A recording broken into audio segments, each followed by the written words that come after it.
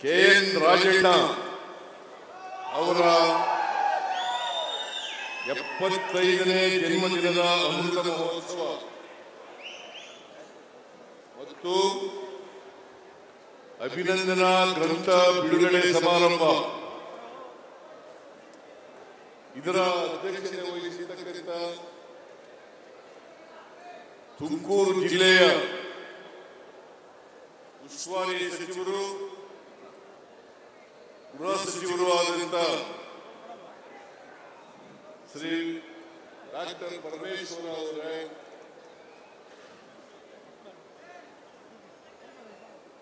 ಸನ್ಮಾನಿತರಾದಂತ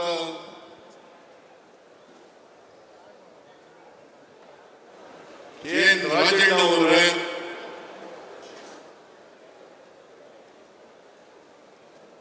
ಅವರ ಧರ್ಮಪತ್ನಿ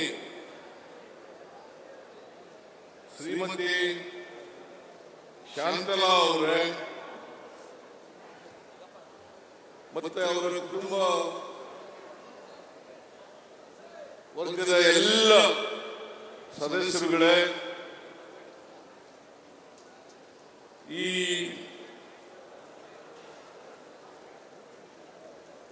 ಸಮಾರಂಭದಲ್ಲಿ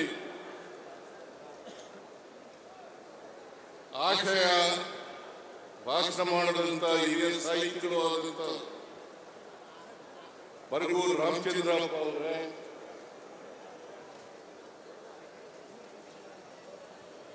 ನನ್ನ ಎಲ್ಲ ಸಹೋದ್ಯೋಗಿ ಮಿತ್ರರೇ, ಶಾಸಕ ಮಿತ್ರರೇ, ಮಾಜಿ ಶಾಸಕರುಗಳೇ,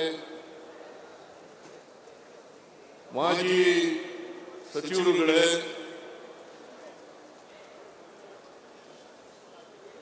ವೇದಿಕೆ ಮೇಲೆ ಇರತಕ್ಕಂಥ ಎಲ್ಲ ಕೆ.ಎನ್. ರಾಜಣ್ಣನವರ ಅಭಿಮಾನಿಗಳೇ, ಆಹ್ವಾನಿತ ಗಣ್ಯರೇ, ಇಲ್ಲಿ ಇಷ್ಟೊಂದು ದೊಡ್ಡ ಸಂಖ್ಯೆಯಲ್ಲಿ ಸೇರಿದಂತ ಎಲ್ಲ ಆತ್ಮೀಯ ಬಂಧುಗಳೇ, ತಾಯಂದಿರೇ, ಯುವಕ ಮಿತ್ರರೇ, ಮಾಧ್ಯಮದ ಎಲ್ಲ ಗೆಳೆಯರೇ, ನಾನು ಈ ಸಂದರ್ಭದಲ್ಲಿ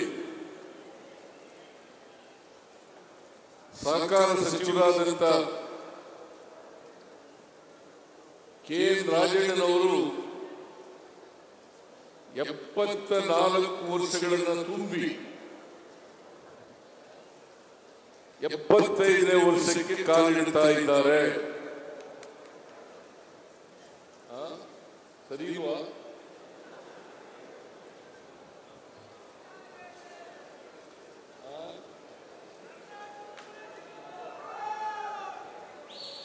ತಪ್ಪಾಗಿದ್ರೆ ತಿಳ್ಕೊಳ್ತೀನಿ. ಅವರ ಧರ್ಮಪತ್ನಿ ಹೇಳಿದ್ರು 75ನೇ ವರ್ಷಕ್ಕೆ ಕಾಲಿಡ್ತಾ ಇದ್ದಾರೆ.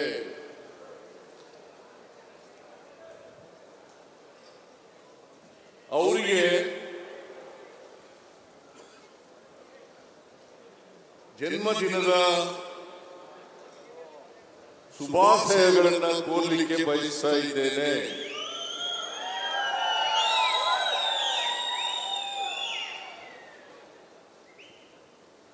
ಈ ಸಂದರ್ಭದಲ್ಲಿ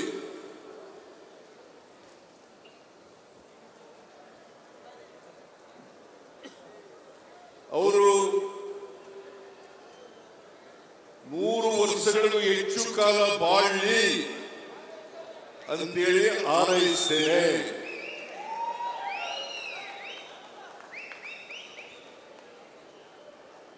ಒಂದ್ಸಾರಿ ಮಹಾತ್ಮ ಗಾಂಧೀಜಿಯವರಿಗೆ ಅವರ ಅಭಿಮಾನಿಯೊಬ್ಬರು ಪತ್ರ ಬರೀತಾರೆ,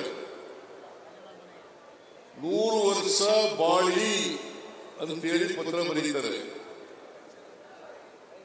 ಅವರು ಅವರ ಅಭಿಮಾನಿಗೆ ಉತ್ತರ ಕೊಡ್ತಾರೆ,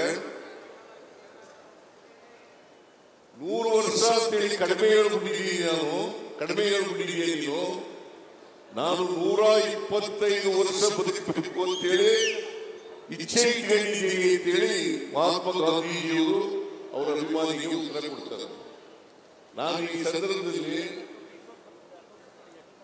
ರಾಜಣ್ಣನವರು 100 ವರ್ಷಗಳಿಗೂ ಹೆಚ್ಚು ಕಾಲ ಬಾಳಲಿ ಅಂತಲ್ಲಿ ದೇವರಲ್ಲಿ ಪ್ರಾರ್ಥನೆಯನ್ನು ಮಾಡ್ತಾರೆ.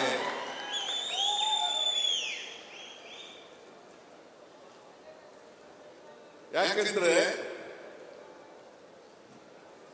ರಾಜಕೀಯದಲ್ಲಿ, ಸಹಕಾರಿ ಕ್ಷೇತ್ರದಲ್ಲಿ ಅನೇಕ ಜನ ಬರ್ತಾರೆ, ಹೋಗ್ತಾರೆ.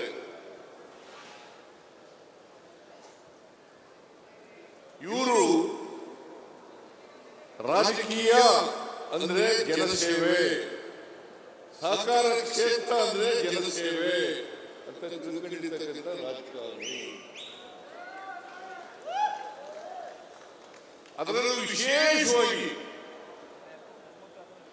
ಈ ಸಮಾಜದಲ್ಲಿರ್ತಕ್ಕಂಥ ಬಡವರು, ಯಾವುದೇ ಜಾತಿಗೆ ಸೇರಿರ್ಬೋದು, ಯಾವುದೇ ಧರ್ಮಕ್ಕೆ ಸೇರಿರ್ಬೋದು, ಯಾವುದೇ ಭಾಷೆ ಮಾತನಾಡಬಹುದು,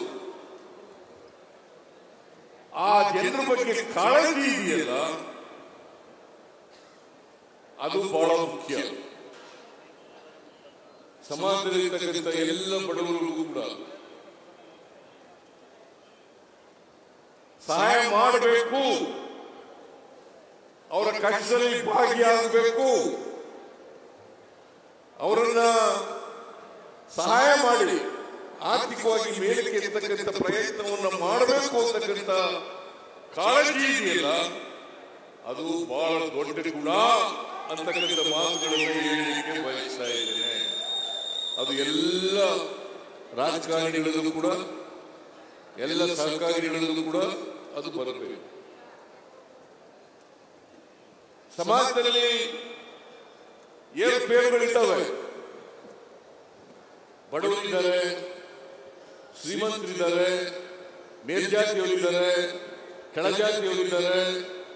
ಇವೆಲ್ಲವೂ ಕೂಡ ನಮ್ಮ ಸಾಮಾಜಿಕ ವ್ಯವಸ್ಥೆ. ಈ ಸಾಮಾಜಿಕ ವ್ಯವಸ್ಥೆಯನ್ನ, ಈ ಅಸಮಾನತೆಯನ್ನ ತೊಡಗಿಸಬೇಕು. ಅಸಮಾನತೆಯನ್ನು ತೊಡಗಿಸಿ ಎಲ್ಲರೂ ಮುಖ್ಯವಾಗಿ ಇಲ್ಲಿಗೆ ಬರತಕ್ಕಂಥ ಪ್ರಯತ್ನವನ್ನು ಮಾಡತಕ್ಕಂಥದ್ದೇ ನಿಜವಾದ ರಾಜಕೀಯದ ಗುರಿ. ಅದನ್ನೇ ನಮ್ಮ ಸಂವಿಧಾನ ಹೇಳ್ತದೆ. ನಮ್ಮ ಸಂವಿಧಾನ ಬಹಳ ಸ್ಪಷ್ಟವಾಗಿ ಹೇಳ್ತದೆ, ಸಮಾನವಾಗಿ ಎಲ್ಲರಿಗೂ ಅವಕಾಶಗಳನ್ನು ಒದಗಿಸಿಕೊಡಬೇಕು. ಅದರಲ್ಲಿ ಜಾತಿ, ಧರ್ಮ, ಪ್ರದೇಶ, ಭಾಷೆ ಯಾವುದು ಬರಲ್ಲ. ಮನುಷ್ಯತ್ವ ಇರಬೇಕು. ಬಹಳ ಮುಖ್ಯವಾಗಿ ಪ್ರತಿಯೊಬ್ಬರಿಗೂ ಕೂಡ ಮನುಷ್ಯತ್ವ ಇರಬೇಕು. ಮನುಷ್ಯತ್ವ ಇದ್ದಾಗ ಮಾತ್ರ ನಾವು ಸಮಾಜವನ್ನು ಕಾಣಲಿಕ್ಕೆ ಸಾಧ್ಯ ಆಗ್ತದೆ. ಸಮಾಜದಲ್ಲಿ ಬದಲಾವಣೆಯನ್ನು ಕಾಣಲಿಕ್ಕೆ ಸಾಧ್ಯ ಆಗ್ತದೆ. ಈ ಬದಲಾವಣೆ ಆಗಬೇಕಾದ್ರೆ ನಾವು ಪ್ರತಿಯೊಬ್ಬರಿಗೂ ಕೂಡ ಆರ್ಥಿಕವಾಗಿ, ಸಾಮಾಜಿಕವಾಗಿ ಶಕ್ತಿಯನ್ನು ತುಂಬತಕ್ಕಂಥ ಪ್ರಯತ್ನವನ್ನು ಮಾಡಬೇಕು. ಬಾಬಾ ಸಾಹೇಬ್ ಅಂಬೇಡ್ಕರ್ ಒಮ್ಮೆ ಹೇಳ್ತಾರೆ, ಈ ದೇಶಕ್ಕೆ ಸ್ವಾತಂತ್ರ್ಯ ಬಂದದ್ದು ಸಾರ್ಥಕ ಆಗ್ಬೇಕಾದ್ರೆ ಪ್ರತಿಯೊಬ್ಬರಿಗೂ ಕೂಡ ಆರ್ಥಿಕ, ಸಾಮಾಜಿಕ ಸ್ವಾವಲಂಬನೆ ದೊರೆತಾಗ ಮಾತ್ರ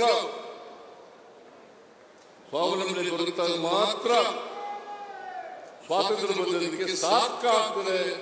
ಇಲ್ಲಿವರೆಗೆ ಸಾರ್ಥಕ ಆಗಲ್ಲ. ಇದು ನಾನು ಹೇಳಿದ್ದಲ್ಲ, ಬಾಬಾ ಸಾಹೇಬ್ ಅಂಬೇಡ್ಕರ್ ಅವರು ಬಹಳ ಹಿಂದೆನೇ ಹೇಳಿದ್ರು. ಸಂವಿಧಾನ ಬಂದ ಮೇಲೆ ಹೇಳಿದಂತ ಮಾತು ಇದು. ಒಂದು ಮಾತನ್ನ ನಾನು ಯಾವಾಗಲೂ ಹೇಳ್ತಾ ಇರ್ತೀನಿ. ಮಹಾತ್ಮ ಗಾಂಧೀಜಿಯವರು ಅಲ್ಲ, ಬಾಬಾ ಸಾಹೇಬ್ ಅಂಬೇಡ್ಕರ್ ಅವರು ಕಾನ್ಸ್ಟಿಟ್ಯೂಂಟ್ ಅಸೆಂಬ್ಲಿನಲ್ಲಿ ಒಂದು ಮಾತು ಹೇಳ್ತಾರೆ. ಏನಪ್ಪ ಅದು ಅಂತಂದ್ರೆ, ನಾವು 1950 ಜನವರಿ 26ನೇ ತಾರೀಕಿನಿಂದ ವೈರುಧ್ಯತೆ ಇರ್ತಕ್ಕಂಥ ಸಮಾಜಕ್ಕೆ ಕಾಲಿಡ್ತಾ ಇದ್ದೀವಿ. ಸಂವಿಧಾನ ಒಂದು ಜಾರಿಗೆ ಬರುತ್ತದೆ, ವೈರುಧ್ಯತೆ ಇದೆ ಈ ಸಮಾಜದಲ್ಲಿ. ಆರ್ಥಿಕ ಅಸಮಾನತೆ ಇದೆ, ಸಾಮಾಜಿಕ ಅಸಮಾನತೆ ಇದೆ, ರಾಜಕೀಯ ಅಸಮಾನತೆ ಇದೆ, ಶೈಕ್ಷಣಿಕ ಅಸಮಾನತೆ ಇದೆ. ಇಂಥ ಸಮಾಜಕ್ಕೆ ನಾವು ಕಾಲಿಡ್ತಾ ಇದ್ದೀವಿ. ಇವರಿಗೆ ಸಮಾನ ಅವಕಾಶವನ್ನ ಕೊಟ್ಟು ಸಮ ಸಮಾಜವನ್ನು ನಿರ್ಮಾಣ ಮಾಡಬಹುದ್ರೆ ಯಾವ ಪ್ರಜಾಪ್ರಭುತ್ವವನ್ನು ನಂಬಿಕೊಂಡಿದ್ದೀವಿ ನಾವು, ಪ್ರಜಾಪ್ರಭುತ್ವದ ಸೌಧ ಇದೆಯಲ್ಲ ಅದನ್ನೇ ಧ್ವಂಸ ಮಾಡ್ತಾರೆ ಅಂತಕ್ಕಂಥ ಮಾತುಗಳನ್ನ 1949 ಜನವರಿ 25ನೇ ತಾರೀಕು ಹೇಳಿದಂತ ಮಾತುಗಳು. 1949 ನವೆಂಬರ್ 25ನೇ ತಾರೀಕು